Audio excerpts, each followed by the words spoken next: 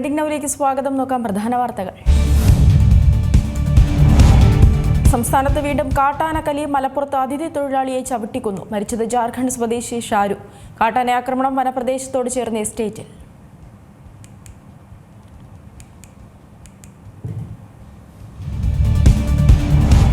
തൃശൂരിൽ ഗർഭിണിയായ യുവതിയെ പൊള്ളലേറ്റു മരിച്ച നിലയിൽ കണ്ടെത്തിയ സംഭവത്തിൽ ഭർത്താവിനെതിരെ ആരോപണം. അർച്ചനയെ ഭർത്താവ് ഷാരോൺ മർദ്ദിച്ചിരുന്നതായി പരാതി. ഷാരോൺ വീട്ടുകാരുമായി സംസാരിക്കാൻ പോലും അർച്ചനയെ അനുവദിച്ചിരുന്നില്ലെന്നും കുടുംബം.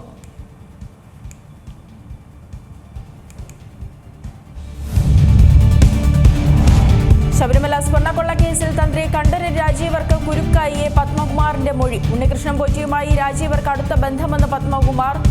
പോറ്റി ശബരിമലയിൽ ശക്തനായത് തന്ത്രിയുടെയും ഉദ്യോഗസ്ഥരുടെയും പിൻബലത്തിലെന്നും മൊഴി. കസ്റ്റഡിയിലുള്ള പത്മകുമാറിനെ കോടതിയിൽ ഹാജരാക്കും.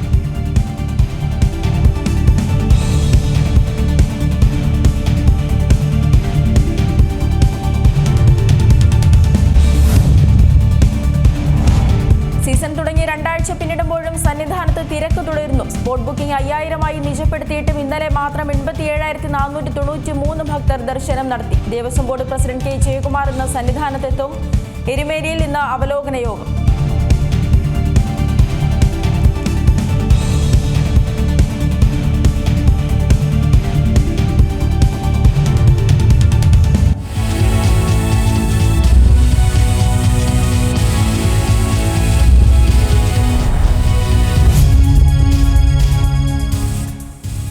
വിശദമായ റിപ്പോർട്ടുകൾ നോക്കുമ്പോൾ സംസ്ഥാനത്ത് വീണ്ടും കാട്ടാനക്കലി. മലപ്പുറം നിലമ്പൂരിൽ കാട്ടാന ആക്രമണത്തിൽ ജാർഖണ്ഡ് സ്വദേശി മരിച്ചു. രാവിലെ ടാപ്പിംഗ് ജോലി കഴിഞ്ഞ് താമസ സ്ഥലത്തേക്ക് മടങ്ങുന്നതിനിടെയാണ് ഷാരുവിന് നേരെ കാട്ടാന ആക്രമണം ഉണ്ടായത്.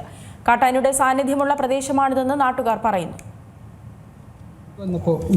ഒന്നും കേട്ടോ, അതിൽ ആന ഇവിടെ കടന്നു കണ്ട് ഇങ്ങനെ ചീർന്നുണ്ട്, എന്തൊക്കെ കാട്ടണുണ്ട്. ഇതാ ഞാൻ കാണുന്നത്. ഞാൻ അപ്പോൾ ഇവിടെ ഇങ്ങനെ നിൽക്കുകയാണ്. അതിൽ ആന അങ്ങോട്ട് വന്നപ്പോൾ എല്ലാവരും മണ്ടി. അപ്പോൾ ഞാനും മണ്ടി. ആനയിലെ പോയപ്പോലെ വൈത്താല പോയി. അപ്പോൾ ഞാൻ ചോദിച്ചു, ചാരു ഉണ്ടായിരുന്നില്ലടാ അവിടെ? ഓനെന്ത് ചോദിച്ചു. ഓനവിടെ പാറപ്പുറത്തുണ്ട് കാരണം. അപ്പോൾ ഓലിനോട് എന്ത് പാറപ്പുറത്ത്? ഓനെയാണ് ഇവിടെ കാട്ടിയാന. ഇവിടെ ആന എത്ര ചീറിൽ കീറിയിട്ടുണ്ട് ഇവിടെ കടന്ന് കണ്ടു പറയും. ആന ഓനെ ചവിട്ടി ചവിട്ടിക്കണ്ട് കാട്ടിയെന്ന് പാരക്കറിയാണ്. അതാണ്. എന്നിട്ട് ഞാൻ അവിടുന്ന് പറഞ്ഞവരോട്, ആന അവിടെ ഫോറസ്റ്റ് കിടന്നിട്ട് ഓലോട് ഞാൻ പറഞ്ഞു, ചാരുവിനെ അന്വേഷിക്കും, നമുക്ക് ചാരു എവിടെ നോക്കണം എന്ന് പറഞ്ഞു. അപ്പോഴും വലിയ പറഞ്ഞു, ചാരു ഇവിടെ പാറപ്പുറത്തുണ്ട്, ഫോൺ ചെയ്യുന്നുണ്ട്. ഇതാണ് അവർ പറഞ്ഞത്. എന്താ ചെയ്യണ്? ജിഷാദ് ചേരുന്നുണ്ട് കൂടുതൽ വിവരങ്ങളുമായി. ജിഷാദ്, ഈ സ്ഥലത്ത് കാട്ടാന ശല്യം രൂക്ഷമാണെന്നാണ് നാട്ടുകാരടക്കം പറയുന്നത്. എപ്പോഴാണ് ഈ ഒരു സംഭവം ഉണ്ടായത്? അവന് രാവിലെ 9:10 ഈ സംഭവം നടക്കുന്നത്. നിലമ്പൂർ ചാലിയാർ നദിക്ക് സമീപത്ത് വനപ്രദേശത്തോട് ചേർന്ന അരയാട് എസ്റ്റേറ്റ് വെച്ചാണ് ഈ കാട്ടാന ആക്രമിച്ചത്. ഈ സംഭവത്തിൽ ജാർഖണ്ഡ് സ്വദേശി ഷാരു 40 അക്രമത്തിൽ മരിച്ചത്. മൃതദേഹം ഇപ്പോൾ മലപ്പുറം നിലമ്പൂർ ജില്ലാ ആശുപത്രിയിലാണ് മാറ്റിയിരിക്കുന്നത്. ഈ സ്ഥലത്ത് കാട്ടാനയുടെ സ്ഥിര സാന്നിധ്യമുള്ള ഒരു പ്രദേശമാണ്. കാട്ടാനയെ കണ്ട് തൊഴിലാളികൾ ഓടി രക്ഷപ്പെടുകയായിരുന്നു. ഓടുന്നതിനിടെ ഷാരുവിനെ പിന്തുടർന്ന് കാട്ടാന ആക്രമിക്കുകയായിരുന്നു എന്നാണ് ഈ പ്രദേശവാസികളും പറയുന്നത്. കാട്ടാനയുടെ ചവിട്ടേറ്റ് ഷാരുവിന് ജീവൻ നഷ്ടമായത്. ഈ പ്രദേശത്ത് ജനവാസ മേഖലകളിൽ കാട്ടാനശല്യം പതിവായ ഒരു സ്ഥലമാണ്. പ്രദേശത്ത് നിന്ന് കാട്ടാനയെ തുരത്താൻ വനവകുപ്പ് ഉദ്യോഗസ്ഥർ ഫലപ്രദമായ നടപടികൾ സ്വീകരിക്കണമെന്ന് നാട്ടുകാർ ആവശ്യപ്പെടുന്നുണ്ട്. എന്നാൽ ഇതിന് ഒരു പരിഹാരം ഇതുവരെയും ഉണ്ടായിട്ടില്ല. ഈ എസ്റ്റേറ്റിൽ ടാപ്പിംഗ് തൊഴിലാളി, അതായത് ടാപ്പിംഗ് നടന്നുകൊണ്ടിരിക്കുകയാണ് ഈ കാട്ടാനയുടെ ആക്രമണം ഉണ്ടാകുന്നത്. ഒപ്പം ഉണ്ടായിരുന്ന ആളുകളെല്ലാം ചെതറിയോടി. ഷാരുവിനെ പിന്തുടർന്ന കാട്ടാന നിലത്തിട്ട് ചവിട്ടുകയായിരുന്നു. ഇപ്പോൾ വനംവകുപ്പും പോലീസും സംഭവസ്ഥലത്ത് എത്തിയിട്ടുണ്ട്. ഇൻക്വസ്റ്റ് നടപടികൾ പുരോഗമിച്ചുകൊണ്ടിരിക്കുകയാണ്. അതായത് മൃതദേഹം ഇവിടെ നിന്ന് മാറ്റിയിട്ടുണ്ടോ? അതെ, അതായത് ഇപ്പോൾ നിലമ്പൂർ ജില്ലാ ആശുപത്രിയിലാണ്. അവിടെ വെച്ചിട്ടാണ് ഈ ഇൻക്വസ്റ്റ് നടപടികൾ സ്വീകരിക്കുന്നത്. എന്തായാലും ഈ പ്രദേശത്ത് കാട്ടാന ശല്യം രൂക്ഷമായൊരു പ്രദേശമാണ്.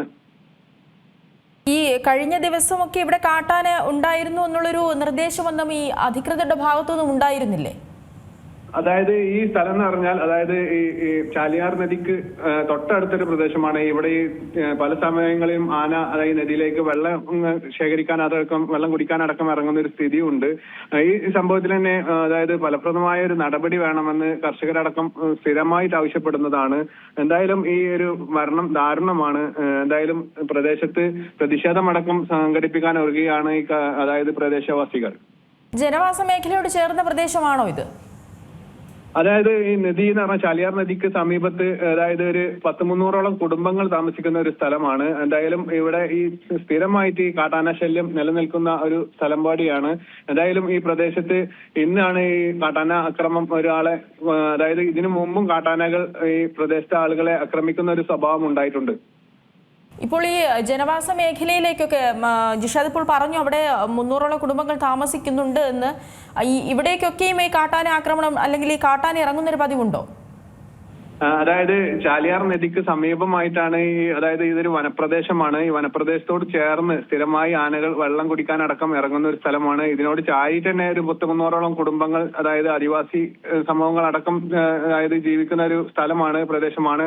ഇവിടെ നിരവധി വീടുകളുമുണ്ട്. പല സമയങ്ങളായിട്ട് കാട്ടാന ആക്രമണങ്ങൾ ഈ സ്ഥലത്ത് പതിവാണ്. എന്തായാലും ഇന്ന് ജാർഖണ്ഡ് സ്വദേശിയാണ് ഈ അക്രമത്തിൽ കൊല്ലപ്പെട്ടിട്ടുള്ളത്.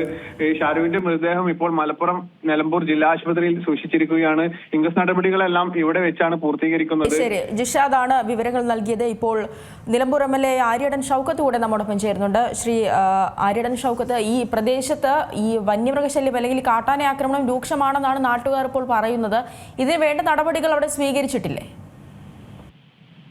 ഇല്ല, ഇത് 1ഉം 2ഉം 10ഉം തവണയല്ലല്ലോ പറയുന്നത്. ഇത് ഞങ്ങളൊക്കെ ഇത് പറഞ്ഞു മടുത്തു. കാര്യം എന്താ വെച്ചാൽ ഇതുവരെ ഇതിനൊരു പ്രതിവിധി ഇല്ല എന്നതാണ് യാഥാർത്ഥ്യം. ഓരോ ജീവനും നഷ്ടപ്പെടുമ്പോൾ ഇത്തരം പ്രതികരണങ്ങൾ ഉണ്ടാവും. നിങ്ങൾ വാർത്ത കൊടുക്കും, അപ്പോൾ എന്തെങ്കിലുമൊക്കെ വന്ന് പറയും, എന്നിട്ട് തിരിച്ചു പോകും. പക്ഷെ ഇതിന് ശാശ്വതമായൊരു പ്രതിവിധി ഇതുവരെ ഇല്ല. ഇത് കാട്ടിൽ നിന്നല്ല വാസ്തവത്തിൽ. ഈ ഇദ്ദേഹം ടാപ്പിങ്ങിന് പോയ സമയത്ത് അവിടെ എരിയാട് എസ്റ്റേറ്റ് എന്ന് പറഞ്ഞ എസ്റ്റേറ്റിൽ വെച്ചിട്ടാണ് ഈ ആന ഇറങ്ങി വന്ന് ശല്യം ചെയ്യല്ല, ആക്രമിക്കുകയാണ്. അപ്പൊ ഈ രൂപത്തിൽ മനുഷ്യനിപ്പോ വാസ്തവത്തിൽ നിലമ്പൂർ എന്ന് പറയുന്ന പ്രദേശം നിരവധി റബ്ബർ എസ്റ്റേറ്റുകളുള്ള മേഖലയാണ്. ഇപ്പൊ റബ്ബർ എസ്റ്റേറ്റുകളിലൊക്കെ ടാപ്പിങ്ങിന് പോലും ആള് വരുന്നില്ല. കാരണം പട്ടാപ്പകൽ ഈ എസ്റ്റേറ്റുകളിലൊക്കെ ആന ഇറങ്ങി ആളുകളെ കൂട്ടമായി ആക്രമിക്കുകയും കൊലപ്പെടുത്തുകയും ചെയ്യുന്ന ഒരവസ്ഥ വിശേഷം നിലനിൽക്കാം. ഇവിടെ ഇതിന് പഴയ കാലത്താണെങ്കിൽ നേരത്തെ നമുക്ക് ഈ വനവാസ മേഖലയ്ക്ക് ചുറ്റും വലിയ ട്രഞ്ചുകളും മതിലുകളും ഒക്കെ നിർമ്മിക്കുന്ന പദ്ധതി ഉണ്ടായിരുന്നു. ഇപ്പൊ ആകെ സർക്കാർ ചെയ്യുന്നില്ല, ചെയ്യും എന്ന് പറയുന്നത് ഈ സോളാർ ഫെൻസിങ് ആണ്. സോളാർ ഫെൻസിങ് ഒരിക്കലും ഈ ഫെൻസിങ് ഉള്ള കമ്പിയിൽ ഇവരെന്താ ചെയ്യുന്ന ചെറിയ നേർത്ത കമ്പി വെച്ചിട്ടാണ് ഫെൻസിങ് നടത്തുന്നത്. ഇതൊന്നും ആനയ്ക്കൊരു പ്രതിവിധിയേ അല്ല ആനയുടെ ആക്രമണത്തിൽ. ഈ മേഖല പ്രത്യേകിച്ച് നിങ്ങൾക്കറിയാം, നിലമ്പൂർ മേഖലയിൽ നിന്ന് ഓരോ വർഷവും കോടിക്കണക്കിന് രൂപയുടെ തേക്കും മറ്റു മരങ്ങളുമാണ് ഈ ഖജനാവിലേക്ക് വലിയ ഫണ്ടായി കോടിക്കണക്കിന് രൂപ എത്തുന്നത്. ഓരോ വർഷവും ഇങ്ങനെ സർക്കാരിന്റെ ഖജനാവിലേക്ക് നിലമ്പൂരിൽ നിന്നും എത്തുന്ന കോടിക്കണക്കിന് രൂപയുടെ മരങ്ങൾ വിറ്റ് കിട്ടുന്ന കാശിന്റെ ഒരു 5% ഈ ജനങ്ങളുടെ സുരക്ഷിതത്വത്തിന് വേണ്ടി സർക്കാർ നീക്കിവെച്ചാൽ മാത്രം ഇവിടുത്തെ പ്രശ്നങ്ങൾ തീരുമെന്നതാണ് യാഥാർത്ഥ്യം. ഇതിനു പോലും ശാശ്വതമായ ഒരു പരിഹാരമില്ല. വലിയ കോൺക്ലേവുകൾ നടക്കുന്നു, അല്ലെങ്കിൽ ഇവരെയൊക്കെ വിളിച്ചിട്ട് വലിയ കോൺക്ലേവുകളും സെമിനാറുകളും മാത്രമാണ് നടന്നുകൊണ്ടിരിക്കുന്നത്. ഇതാണ് ഇതിന്റെ യാഥാർത്ഥ്യം. അതായത് ഈ വർഷം മാത്രം 6 പേർ മലപ്പുറത്തെ നിലമ്പൂരിൽ കൊല്ലപ്പെട്ടിട്ടുണ്ട്, ഈ കാട്ടാന ആക്രമണത്തിൽ കൊല്ലപ്പെട്ടിട്ടുണ്ട് എന്നാണ് കണക്കുകൾ സൂചിപ്പിക്കുന്നത്. ഇതൊരു നിസ്സാര കാര്യമല്ല. ഇത്രയും മരണങ്ങൾ റിപ്പോർട്ട് ചെയ്യുമ്പോൾ പോലും അവിടെ ശാശ്വതമായ ഒരു പരിഹാരം അത് എടുക്കേണ്ടത് അത്യാവശ്യമാണ്. ജനങ്ങളടക്കം പലതവണയായി പരാതി പറഞ്ഞിട്ടുണ്ടെന്നും ആരോപിക്കുന്നുണ്ട്. അത് മാത്രമല്ല, ഇവിടെ ഈ നേരത്തെ ഉണ്ടായിരുന്ന ട്രഞ്ചുകൾ, നേരത്തെയുള്ള ഗവൺമെന്റുകളൊക്കെ ട്രഞ്ചുകൾ നിർമ്മിച്ചു. ആ ട്രഞ്ചുകൾ മെയിൻ്റനൻസ് നടത്താൻ പോലും ഇപ്പോഴത്തെ ഗവൺമെന്റും ഭരണാധികാരികളും അല്ലെങ്കിൽ ഉദ്യോഗസ്ഥന്മാരും ശ്രമിക്കുന്നില്ല. തൊഴിലുറപ്പ് പദ്ധതിയിൽ വെച്ചിട്ട് ഇവർക്ക് ട്രഞ്ചുകൾ ക്ലീൻ ചെയ്ത് കൊടുക്കാവുന്ന സംവിധാനമുണ്ട്. പുതിയ ട്രഞ്ചുകൾ നിർമ്മിക്കാൻ അതിനുവേണ്ടി MNREGSന്റെ ഫണ്ട് ഉപയോഗിക്കാൻ വേണ്ടി പറ്റും. അതേപോലെ തന്നെ ഈ റോഡിന്റെ വനവാസ മേഖലയ്ക്ക് ചുറ്റുമുള്ള ജനവാസ മേഖലയ്ക്ക് ചുറ്റുമുള്ള വനാതിർത്തിയിൽ അവിടെ ഒരു ക്ലിയറിംഗ്, കാരണം ആന വരുന്നോ അല്ലെങ്കിൽ മൃഗങ്ങൾ വരുന്നത് കാണാൻ പോലും കഴിയില്ല. സാധാരണ നിങ്ങൾക്ക് ഏത് സംസ്ഥാനത്ത് പോയാലും ഈ ജനവാസ മേഖലയ്ക്ക് ചുറ്റും ഒരു 10, 30, 50 മീറ്റർ അകത്തേക്ക്, ഫോറസ്റ്റിനകത്തേക്ക് അവിടെ ക്ലിയർ ചെയ്ത് നിൽക്കുന്നത് കാണാം. കാരണം മൃഗങ്ങൾ വരുന്നത് കാണാനെങ്കിലും സാധിക്കും. ഇത് മൃഗങ്ങൾ വന്ന് മുട്ടിയാൽ പോലും അറിയാത്തൊരവസ്ഥാവിശേഷം നിലനിൽക്കുകയാണ്. ഇപ്പോഴും സർക്കാരിന്റെ മുന്നിൽ ഈ പറഞ്ഞ ഒരു ഹാങ്ങിങ് ഫെൻസിങ് എന്ന് പറയുന്ന ഒരു സാധനം മാത്രമാണുള്ളത്. ഈ ആനക്കല്ല, ഒരു പൂച്ച വന്ന് തൊട്ടാൽ പോലും വീഴുന്ന രൂപത്തിലാണ് ഈ ഫെൻസിങ് സമ്പ്രദായം ഉണ്ടാക്കിയിട്ടുള്ളത്. ഇങ്ങനെ ഒരു വല്ലാത്ത അവസ്ഥയിലാണ് ഇത്. ജനങ്ങൾ എന്ത് ചെയ്യണമെന്നറിയാത്ത വല്ലാത്തൊരവസ്ഥയിൽ നിലനിൽക്കുക. എന്ത് പറഞ്ഞിട്ടൊരു കാര്യമില്ല, ഒരു പ്രതിവിധിയില്ല, ഒരു ഫലമില്ല. 6 ആളുകളെയാണ് ഇപ്പൊ ഈ കഴിഞ്ഞ ഒരു വർഷം കൊണ്ട്, 1-2 വർഷങ്ങൾ കൊണ്ട് 6 പേരെയാണ് ഇവിടെ ആന ചവിട്ടിക്കുന്നത്. ഇത് ആന ചവിട്ടി കൊല്ലുമ്പോൾ നിങ്ങളിത് വാർത്ത കൊടുക്കുമ്പോൾ ഒരു പ്രതികരണം ഉണ്ടാകും എന്നതല്ലാതെ വീണ്ടും അടുത്തൊരാളെ ചവിട്ടി കൊല്ലുമ്പോൾ വീണ്ടും ഒരു പ്രതികരണം. ഇതിന് ശാശ്വത പരിഹാരം ഉണ്ടാക്കാൻ സർക്കാർ ശ്രമിച്ചില്ലെങ്കിൽ ഇവിടുത്തെ നിരവധി ആളുകളുടെ ജീവൻ ഭീഷണിയില്ല. പല വീടുകളിലും കുട്ടികൾ പോലും സ്കൂളിലേക്ക് പോകുമ്പോൾ തിരിച്ചു വരുന്നത് വരെ ആധിയായി കഴിയുക. ഭർത്താവ് ജോലിക്ക് പോയാൽ, സാധാരണ കൂലിപ്പണി എടുക്കുന്ന ആളുകൾ ജോലിക്ക് പോയാൽ തിരിച്ചു വരുന്നവരെ ആധിയാണ്. ടാപ്പിംഗ് തൊഴിലാളികൾ ഇന്ന് വരുന്നേ ഇല്ല ഈ ഭാഗത്തേക്ക്. അങ്ങനെ വല്ലാത്തൊരവസ്ഥാവിശേഷം നിലനിൽക്കുക. അടിയന്തരമായി ഗവൺമെന്റ് ഈ കാര്യത്തിൽ ഒരു പരിഹാരം ഉണ്ടാക്കണം എന്നതാണ് ഞങ്ങളെപ്പോലുള്ള ആളുകൾക്ക് പറയാനുള്ളത്. ഈ സർക്കാരിനോട് ഇതിനെപ്പറ്റി നേരത്തെ സർക്കാരിന്റെ ശ്രദ്ധയിൽ ഈ വിഷയം പെടുത്തിയിരുന്നില്ല. അപ്പോൾ ഈ എന്തെങ്കിലും ഒരു വിശദീകരണം സർക്കാരിന്റെ ഭാഗത്തുനിന്നും ഉണ്ടായിട്ടുണ്ടോ? സർക്കാർ പറയുന്ന ഇതാണ്, ഞങ്ങൾ ഹാങ്ങിങ് ഫെൻസിങ് നടത്തും, അതിന് ഫണ്ടില്ല, ഉള്ളത് വെച്ചുകൊണ്ട് കുറെ ചെയ്യുന്നു, ബാക്കി പിന്നീട് ചെയ്യും, ഇങ്ങനെയൊക്കെ പറഞ്ഞിരുന്നിട്ട് വല്ല കാര്യമുണ്ടോ? അല്ലാതെ ഒരു പ്രതിവിധി ഇല്ലല്ലോ. മാത്രമല്ല ഇപ്പോഴത്തെ അവസ്ഥ, ഇനി ഉദ്യോഗസ്ഥന്മാരുടെ, ഫോറസ്റ്റ് ഉദ്യോഗസ്ഥന്മാർക്ക് അവർക്ക് ഇങ്ങനെ യാത്ര ചെയ്യാനൊരു വാഹനം പോലും ഇല്ല. ഫോറസ്റ്റ് ഉദ്യോഗസ്ഥന്മാർ നമ്മളോട് വന്നിട്ട് പറയണം, നിങ്ങളൊരു വാഹനം സംഘടിപ്പിച്ചു വരുമോ? RRTക്ക് ഇതേപോലെ പ്രശ്നം ഉണ്ടെങ്കിൽ സ്ഥലത്തെത്താൻ വാഹനമില്ല, അവരുടെ ഇതിന് ബുള്ളറ്റ് ഇല്ല. ഇതൊക്കെ ജനങ്ങളോട് അഭ്യർത്ഥിക്കുക. അവര് ഞങ്ങളുടെ കയ്യിലില്ല, ബുള്ളറ്റ് ഇല്ല, ഞങ്ങൾക്ക് വാഹനമില്ല എന്നൊക്കെ പറയുന്നു. കോടിക്കണക്കിന് രൂപയുടെ തേക്ക് മരം നിലമ്പൂരിൽ നിന്ന്, ഈ നിലമ്പൂർ ഡിവിഷനുകളിൽ നിന്ന്, 2 ഡിവിഷനിലും അതേപോലെ സെയിൽ ഡിവിഷനിലും നിന്ന് കോടിക്കണക്കിന് രൂപയുടെ തേക്കുകളാണ് സർക്കാർ ഖജനാവിലേക്ക് പോകുന്നത്. അതിന്റെ വിലയായി സർക്കാർ ഖജനാവിലേക്ക് ലഭിക്കുന്നത്.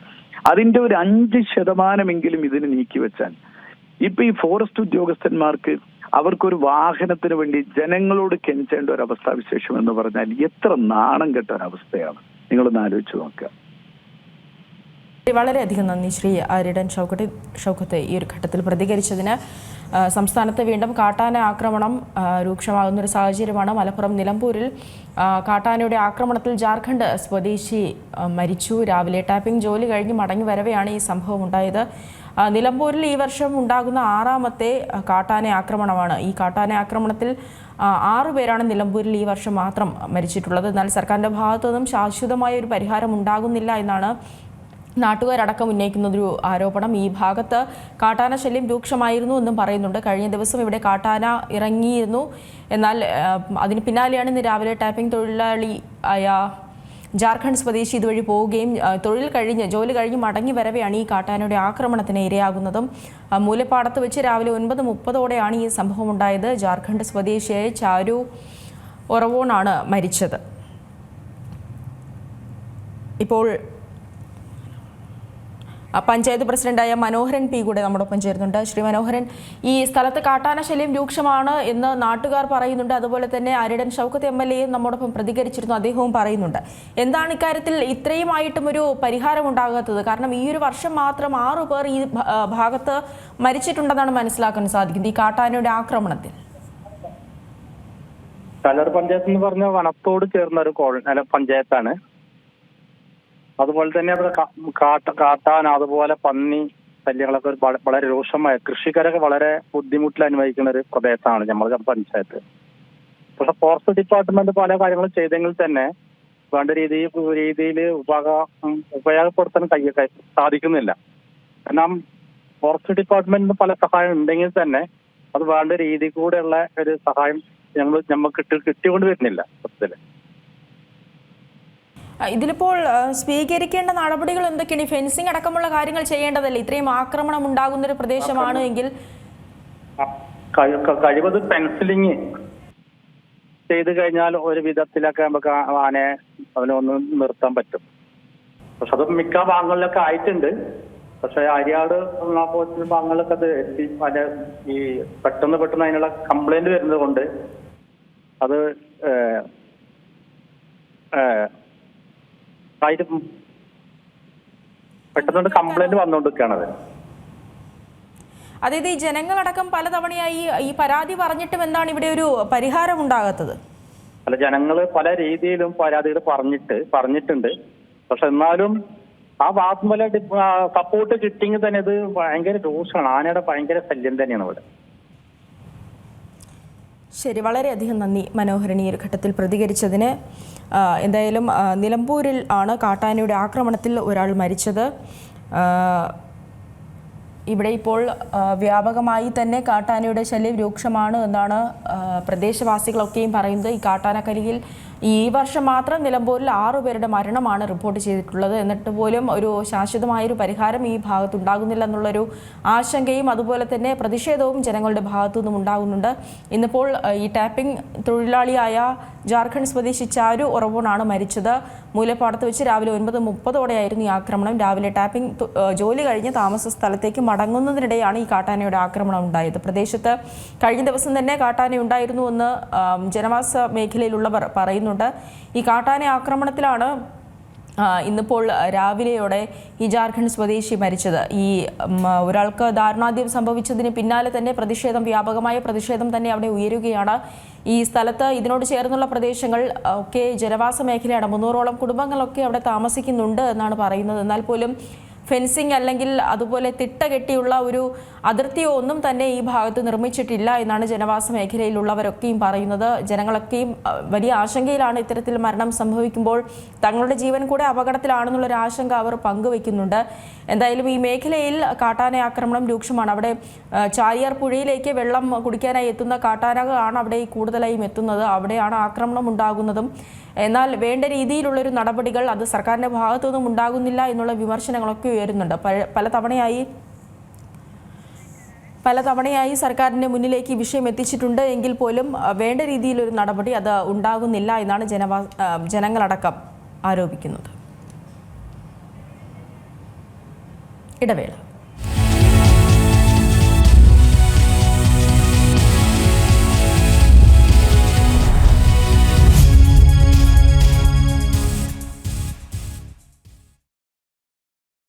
ആകാശത്തെ നക്ഷത്രങ്ങൾ എന്നും കൗതുകം നിറഞ്ഞ ഒന്നാണ്. അത്തരത്തിൽ നക്ഷത്രങ്ങളുടെ പഠനങ്ങളെക്കുറിച്ചും എന്നും ശാസ്ത്രലോകത്ത് ആവേശം പകരുന്ന കാര്യം കൂടിയാണ്. മാത്രമല്ല, ഭൂമിയിൽ നക്ഷത്രങ്ങൾക്ക് വലിയ റോൾ തന്നെയുണ്ട്. അങ്ങനെ ഭൂമിയിലെ അനേകം കൂട്ടവംശനാശങ്ങൾക്ക് കാരണക്കാരായ നക്ഷത്രത്തെക്കുറിച്ച് നിങ്ങൾക്ക് അറിയാമോ? പറഞ്ഞു വരുന്നത് നെമസിസ് എന്ന നക്ഷത്രത്തെക്കുറിച്ചാണ്. സൈദ്ധാന്തികമായ ഒരു നക്ഷത്രമാണ് നെമസിസ്. അതായത് ശാസ്ത്രലോകത്തിലെ വിവിധ പരീക്ഷണങ്ങൾ നടത്തിയിട്ടും ഈ നക്ഷത്രം ഉണ്ടോ ഇല്ലയോ എന്ന് ഇതുവരെ തെളിയിച്ചിട്ടില്ല. പക്ഷേ ശാസ്ത്രലോകം നെമസിസ് എന്നൊരു നക്ഷത്രം ഉണ്ടാകാനുള്ള സാധ്യത അംഗീകരിക്കുന്നുണ്ട്. പക്ഷേ ഇതിന് തെളിവുകളൊന്നും തന്നെ ഇല്ല എന്നതാണ് സത്യം. കൂടാതെ ഈ നക്ഷത്രത്തെക്കുറിച്ചുള്ള ദുരൂഹത ശാസ്ത്രലോകത്ത് ഒരു ചർച്ചാ വിഷയമായി നിലനിൽക്കുന്നുണ്ട്. നെമസിസ് ഡെത്ത് സ്റ്റാർ എന്നും അറിയപ്പെടുന്നുണ്ട്. ഈ സ്റ്റാർ ഭൂമിയുടെ ചരിത്രത്തിലെ കൂട്ടവംശനാശങ്ങൾക്ക് സൈദ്ധാന്തികമായി കാരണമാകാമെന്നും വിശ്വസിക്കപ്പെടുന്നുണ്ട്. നെമസിസ് ഇത് സാധിക്കുന്നത് ചിഹ്നഗ്രഹങ്ങൾ പോലുള്ള ബഹിരാകാശ വസ്തുക്കളെ ഈ നക്ഷത്രത്തിന്റെ ഗുരുത്വബലത്തിൽ ആകർഷിച്ച് ഭൂമിയുടെ നേർക്ക് വിട്ടാകാം. ശാസ്ത്രജ്ഞർ പറയുന്നതനുസരിച്ച് 2.7 കോടി വർഷങ്ങൾ കൂടുമ്പോഴാണ് കൂട്ടവംശനാശ പരമ്പരകൾ നടക്കുന്നത്. 80കളിൽ ഭൂമിയുടെ ചരിത്രത്തിലെ കൂട്ടവംശനാശ പരമ്പരകൾ ശ്രദ്ധിച്ച പഠനത്തിന് ശേഷമാണ് ഈ നിഗമനത്തിലേക്ക് ശാസ്ത്രജ്ഞർ എത്തിയത്. ഇത്തരം സംഭവങ്ങൾ വ്യാപകമായി ഭൂമിയിൽ നടന്നിരുന്നുവെന്നും ശാസ്ത്രജ്ഞർ പറയുന്നു. ഒരുപക്ഷെ ഈ നക്ഷത്രം ആ സമയങ്ങളിൽ സൗരയൂഥ മേഖലയോട് ചാക്രികമായി അടുത്ത് തന്നെ വന്നിരിക്കാം. അതിനാലാകാം ഇത്തരം സംഭവങ്ങൾ നടക്കാൻ സാധ്യത. അങ്ങനെ സംഭവിച്ചാൽ തന്നെ സൗരയൂഥത്തിന് പുറത്തുള്ള ഊർജ്ജ മേഖലയിലെ വാൽനക്ഷത്രങ്ങളെയും മറ്റും ഭൂമിക്കരികിലേക്ക് സജീവമാക്കി വിടാൻ ഇതിന് സാധിക്കും. അതിനാൽ തന്നെയാണ് ശാസ്ത്രജ്ഞർ നെമസിസ് എന്ന വാൽ നക്ഷത്രത്തെ സാങ്കല്പിക തലത്തിൽ സൃഷ്ടിക്കാൻ കാരണം. മാത്രമല്ല, നെമസിസ് നക്ഷത്രം 1984 കാലിഫോർണിയ സർവകലാശാല ശാസ്ത്രജ്ഞർ സൂര്യനിൽ നിന്ന് 1.5 പ്രകാശ വർഷം അകലെയാകാം ഉണ്ടായിരിക്കാമെന്ന് പറഞ്ഞിരുന്നു. എന്തായാലും ഇതെല്ലാം സാധ്യതകളും പഠനങ്ങളും മാത്രമാണ്.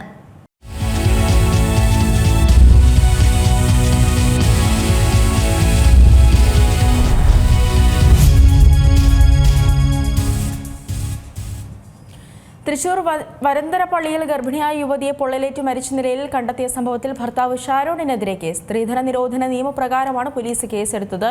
സംഭവത്തിൽ ഭർത്താവിനെതിരെ ഗുരുതര ആരോപണമാണ് യുവതിയുടെ കുടുംബം ഉയർത്തിയത്. സംഭവത്തിൽ ഷാരോണും അമ്മയും കസ്റ്റഡിയിലാണ്.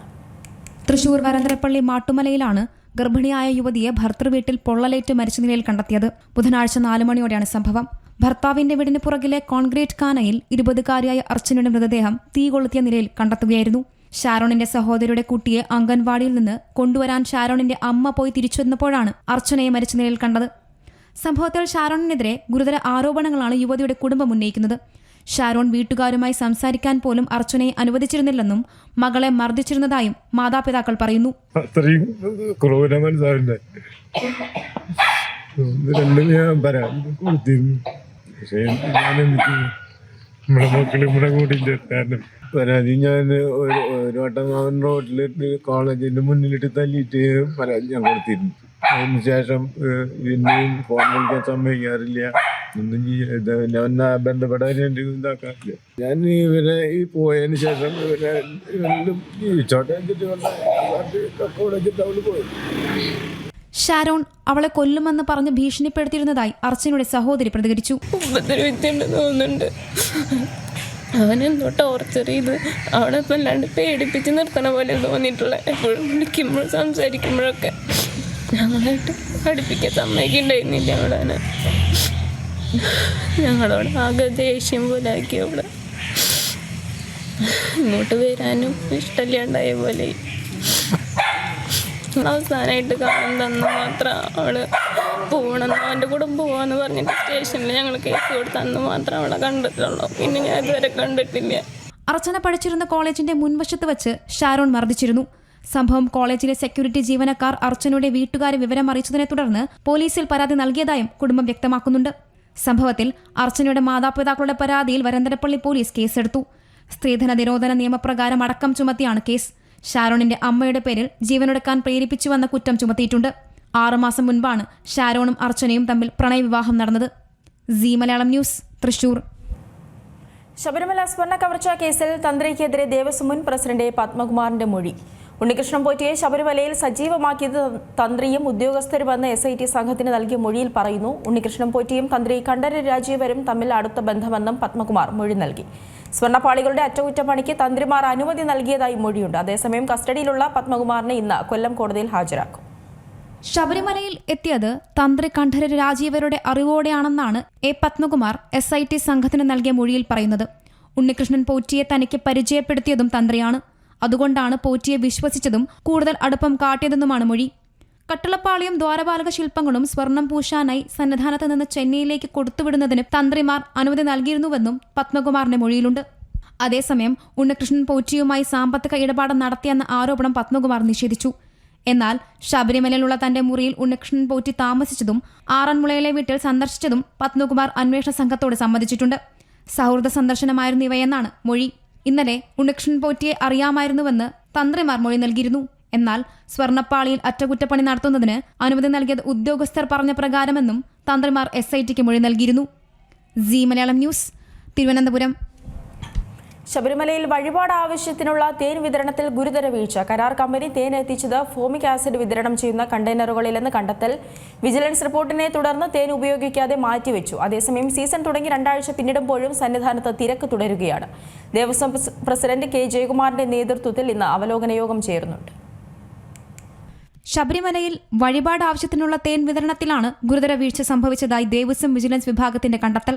ഫോമിക് ആസിഡ് വിതരണം ചെയ്യുന്ന കണ്ടെയ്നറുകളിലാണ് കരാർ നൽകിയ സ്ഥാപനമായ റൈഡ്കോ തേൻ എത്തിച്ചത്. പരിശോധന നടത്തുന്നതിൽ പമ്പയിലെ ഭക്ഷ്യസുരക്ഷാ ലാബ് റിസർച്ച് ഓഫീസർക്ക് ഗുരുതര വീഴ്ച സംഭവിച്ചെന്നാണ് വിജിലൻസിന്റെ കണ്ടെത്തൽ. സംഭവത്തിൽ കരാറുകാർക്ക് എക്സിക്യൂട്ടീവ് ഓഫീസർ കാരണം കാണിക്കൽ നോട്ടീസ് അയച്ചു. മറുപടി ലഭിച്ച ശേഷം തുടർ നടപടി സ്വീകരിക്കും. വിജിലൻസിന്റെ റിപ്പോർട്ടിനെ തുടർന്ന് ഈ തേൻ ഉപയോഗിക്കാതെ മാറ്റിവച്ചിരിക്കുകയാണ്.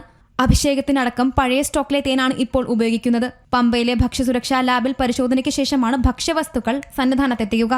അതേസമയം സീസൺ തുടങ്ങി 2 ആഴ്ച പിന്നിടുമ്പോഴും ശബരിമല സന്നിധാനത്ത് തിരക്ക് തുടരുകയാണ്.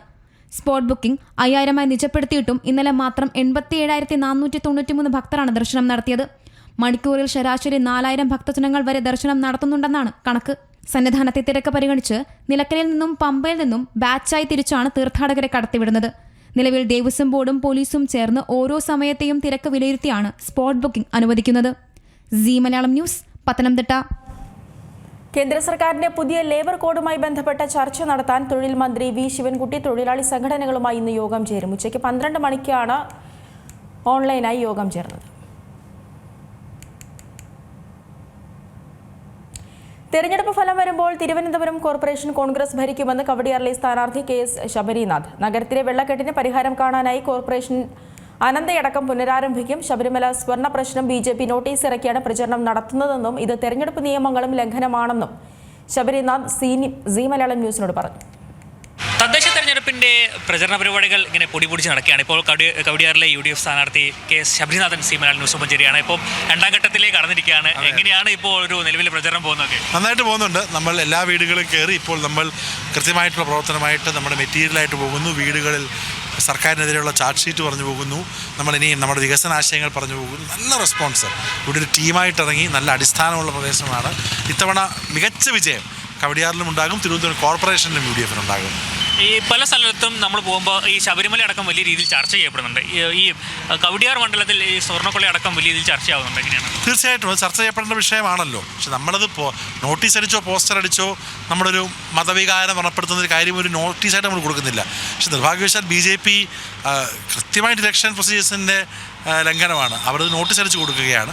അത് നിയമലംഘനമാണ്. നമ്മൾ പക്ഷേ ആ വിഷയങ്ങൾ നമ്മൾ പറയേണ്ട ആവശ്യമില്ല, ജനങ്ങൾ ഇങ്ങോട്ട് പറയുകയാണ്. നമ്മൾ വീടുകളിൽ ചെല്ലുമ്പോൾ ഇവിടെ ഭഗവാന്റെ സ്വർണം കെട്ട അല്ലെങ്കിൽ കോടിക്കണക്കിന് ആളുകൾ മതനിരപേക്ഷമായിട്ട് ആളുകൾ പോകുന്ന ഹിന്ദുക്കളും എല്ലാവരും ഒക്കെ പോകുന്ന അമ്പലത്തിൽ ഭഗവാന്റെ സ്വർണം കെട്ട ആളുകൾക്ക് വോട്ടില്ല എന്ന് ജനങ്ങൾ ഇങ്ങോട്ട് നമ്മൾ പറയുകയാണ്. അതിനോട് കൂട്ടു നിൽക്കുന്ന BJP ആ വിഷയത്തിനകത്ത് ഏറ്റവും കുറവ് സമരം ചെയ്ത സംഘടന BJP ആണ്. ഈ വിഷയത്തിന് അവർ ഏറ്റവും കൂടുതൽ സമരം ചെയ്ത് ജയിലിൽ പോയത് യൂത്ത് കോൺഗ്രസിൻ്റെയും KSUവിൻ്റെയും മഹിളാ കോൺഗ്രസിൻ്റെയും ആളുകളാണ്. BJPക്ക് എന്ത് അവർ ശബരിമല പഴയ വിഷയത്തിന് സമരം ചെയ്തതുപോലെ സ്ത്രീ പ്രവേശനത്തിന് സമരം ചെയ്തതിൻ്റെ 100% സമരം ഈ കാര്യത്തിൽ ചെയ്തിട്ടില്ല. എന്തുകൊണ്ട് BJP ചെയ്യുന്നില്ല? ഇതൊക്കെ ആളുകൾ പഠിക്കുന്നുണ്ട്, മനസ്സിലാക്കുന്നുണ്ട്. അതോടൊപ്പം ജെന്യുവിനായിട്ടുള്ള വികസന വിഷയങ്ങൾ നൂറ്റാണ്ടായി തിരുവനന്തപുരം ഭരിക്കുന്ന ഇടതുപക്ഷം ഈ ജില്ലയെ 1 നൂറ്റാണ്ട് മുന്നോട്ട് കൊണ്ടുപോയി. അതിനെതിരെ എല്ലാവർക്കും ജീവിക്കാൻ കഴിയുന്ന ഭാവിയിലെ നഗരമായി തിരുവനന്തപുരത്തെ മാറ്റുക, അതാണ് നമ്മുടെ ലക്ഷ്യം. UDFനെ ഇത് കഴിയത്തുള്ളൂ. ജനങ്ങൾ വോട്ട് ചെയ്യുന്നുള്ള പൂർണ്ണ വിശ്വാസമുണ്ട്. ഇപ്പം ഇനി പരസ്യപ്രചരണം അവസാനിക്കാൻ ഇനി 10 ദിവസം കൂടി മാത്രമേ ഉള്ളൂ. ആ ഘട്ടത്തിൽ എങ്ങനെയാണ് ഒരു വിജയം ഇത്തവണ എത്ര സീറ്റാണ് നേടാൻ കഴിയുക? ഞാൻ പറഞ്ഞല്ലോ, അത്ഭുതങ്ങൾ സംഭവിക്കും. തിരുവനന്തപുരം കോർപ്പറേഷൻ UDF ഭരിക്കും. 55 സീറ്റിൽ കൂടുതൽ വിജയിച്ചുകൊണ്ട് UDF തിരുവനന്തപുരം കോർപ്പറേഷൻ ഭരിക്കും. അങ്ങനെ ഈ തവണ UDFന് തിരുവനന്തപുരം കോർപ്പറേഷൻ ഭരണം കിട്ടുകയാണെങ്കിൽ ആദ്യം ചെയ്യാൻ പോകുന്ന നടപടി എന്തായിരിക്കും? അത് തീരുമാനിക്കേണ്ടത് ഭരണസമിതിയും പാർട്ടിയും ഒക്കെയാണ്. പക്ഷേ ആദ്യമായി ചെയ്യുന്ന തീരുമാനങ്ങളിലൊന്ന് തീർച്ചയായിട്ടും ഇവിടെയുള്ള ചില പ്രശ്നങ്ങൾ, പിൻവാതിൽ നിയമനങ്ങളടക്കമുള്ള അഴിമതി അടക്കമുള്ള കാര്യങ്ങളൊക്കെ അതിനൊക്കെ തീർച്ചയായിട്ടുള്ള ഒരു വിരലോട്ടം തീർച്ചയായിട്ടും ഭാഗവും ഉണ്ടാകും. കൃത്യമായിട്ട് വിജയിച്ചാൽ നമ്മൾ റോഡുകൾ ടാറിയുന്ന കാര്യമടക്കം, ഓപ്പറേഷൻ അനന്ത റീസ്റ്റാർട്ട് ചെയ്യുന്ന കാര്യമടക്കം, ഇവിടെയുള്ള ഈ സർക്കാരിൻ്റെ മാലിന്യ സംസ്കരണം വികേന്ദ്രീകൃത പുതിയ സംവിധാനങ്ങൾ ഉപയോഗിക്കുന്ന കാര്യമടക്കമുള്ള കാര്യങ്ങൾ നമ്മൾ ചെയ്യും. കൃത്യമായിട്ടുള്ള റോഡ് മാപ്പ് ഉണ്ട്. അത് പറയേണ്ട സമയത്ത് കൃത്യമായി അന്ന് ജയിക്കുന്ന UDFൻ്റെ മേയർ പറഞ്ഞോളൂ. ഇപ്പം ഇവിടെ കവടിയാറിൻ്റെ മാത്രം ചുമതല തങ്ങൾക്ക് ജില്ലയുടെ മൊത്തത്തിൽ കോർപ്പറേഷൻ്റെ ചുമതലകളുമുണ്ട്. അപ്പോൾ എങ്ങനെയാണ് മറ്റു സ്ഥലങ്ങളിലെ പ്രചരണങ്ങളൊക്കെ? ഞാൻ ഇവിടെ മാക്സിമം ഇറങ്ങിയിട്ട് അവിടെ എല്ലാം കൺവെൻഷനും ഇടയ്ക്കൊക്കെ വീട്ടിലൊക്കെ പോകുന്നുണ്ട്. ഇന്നലെ പൂന്തുറ പോയി. പൂന്തുറയിൽ നിയമസഭാ ഇലക്ഷനെ വെല്ലുന്ന കൺവെൻഷനായിരുന്നു പൂന്തുറ ഉണ്ടായിരുന്നത്. അതുപോലെ തന്നെ മറ്റു സ്ഥലങ്ങളിൽ പോകുമ്പോൾ ഇന്ന് മെഡിക്കൽ കോളേജിൽ പോകുന്നുണ്ട്. എല്ലായിടത്തും വലിയൊരു ഉണർവ് കോൺഗ്രസിനുണ്ട്. അത് തന്നെയാണ് നമ്മുടെ ശക്തി. ഞാൻ പറഞ്ഞല്ലോ, നിങ്ങൾ റിസൾട്ട് എണ്ണുമ്പോൾ ഇവിടെ UDF ഈ കോർപ്പറേഷൻ ഭരിക്കും. Wait and watch. എന്തായാലും വലിയ വിജയപ്രതീക്ഷയിൽ തന്നെയാണ് കവടിയാറിലെ UDF സ്ഥാനാർത്ഥി KS ശബരിനാഥൻ ഉള്ളത്. ഇത്തവണ വിജയം ഉറപ്പാണെന്നാണ് അദ്ദേഹം വ്യക്തമാക്കുന്നത്. Rajeesh Arikkuni, C Malayalam news, Thiruvananthapuram. വാർത്താ ബുള്ളറ്റിൻ പൂർണ്ണമാവുന്നു. നമസ്കാരം.